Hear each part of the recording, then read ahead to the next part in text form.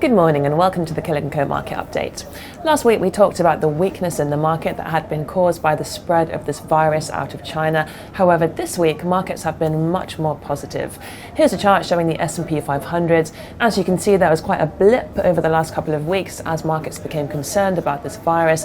But this week markets have moved on, and in fact many markets, including the S&P 500, have hit new record highs. So why is the market no longer concerned about this virus?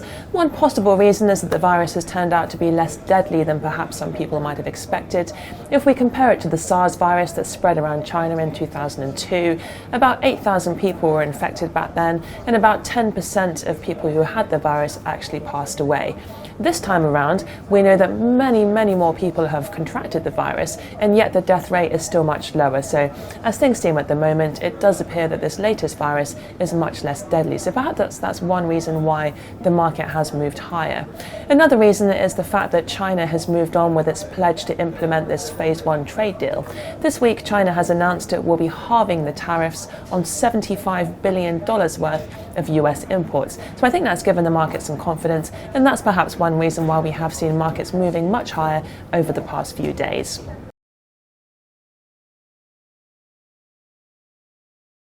There's been quite a lot going on in the car sector this week with various different bits of news.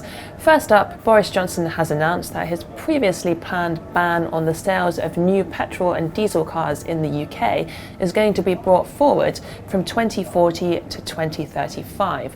Now, clearly this is good news for climate activists, but there is some real concern about the fact that the UK's charging network is by nowhere near advanced enough to support this many electric vehicles. So I think that has caused some concern in the sector.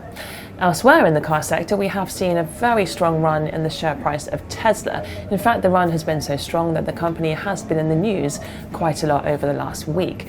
Here's a chart showing the share price over the last year, and you can see there really has been quite a significant spike in the share price over the last few weeks. And in fact, the price has more than doubled since the end of 2019. Possible reason for this is that the previously loss-making company has now reported 2 consecutive quarters of profit, so investors have reacted quite well to that. So bearing in mind this huge rise in the Tesla price, we thought it might be quite interesting to look at the valuation of Tesla in comparison to Volkswagen, which clearly is an older and more traditional car manufacturer. At the moment, Tesla's market capitalization is in the region of $138 billion, whereas Volkswagen is currently worth only about $98 billion. So quite a difference in valuation there, with Tesla clearly being worth quite a lot more.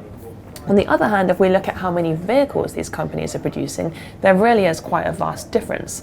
Tesla in 2019 only produced 365,000 vehicles, whereas Volkswagen produced 10.8 million. So a really huge difference there. Volkswagen producing far more vehicles, and yet the market capitalization is significantly less. So a number of investors this week have been questioning why there is that difference and if that difference is right.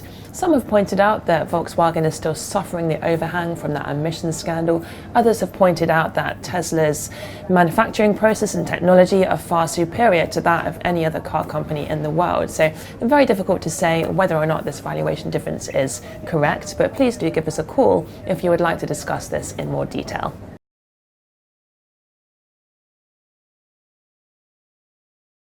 And finally this week, the UK government has announced its decision regarding the involvement of Chinese telecoms giant Huawei in the development of the UK's 5G network.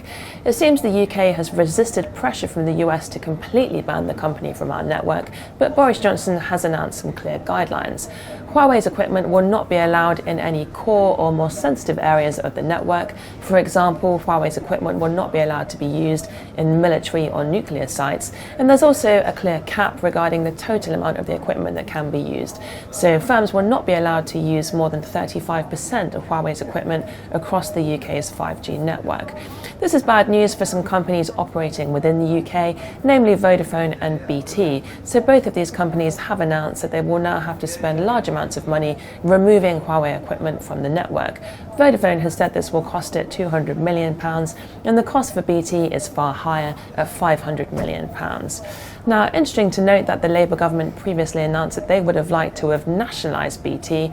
We know the Conservative government has no such plans, but quite interesting just to see that the government is still allowed to impose very costly regulation on BT, and the company really has no choice but to comply. So something just to bear in mind there. And perhaps this is one reason why BT's share price has been fairly weak over the last few months.